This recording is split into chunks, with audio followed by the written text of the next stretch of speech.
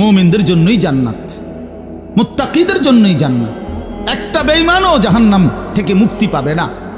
কোনো কাফের, কোনো বেঈমান, কোনো হিন্দু, কোনো বৌদ্ধ, কোনো ইহুদি, কোনো খ্রিস্টান, কোনো নাস্তিক মুরতাদ পরকালে পরকালে এক ঢোক, এক জাররা, এক লোকমা, এক ঢোক পানি মিলবে না, সুখ মিলবে না। ঈমানবিহীন সমস্ত ভালো কাজ আখিরাতের বিচারে পরিত্যক্ত, মরদুদ, বাতিল।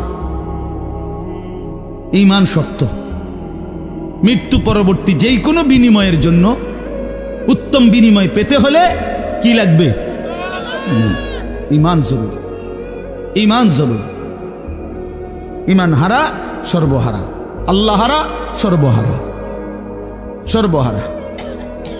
তো এই জন্য আল্লাহ তাআলা আমাদেরকে বানাইছিনি আখিরাতের জন্য, আখিরাতে নিজের জন্য। খালাকতুল আশিয়া আলি আজালিক ও খালাকতুকা লি। আল্লাহ বলছে, বান্দা গোটা দুনিয়া আমি তোমার জন্য বানাইছি,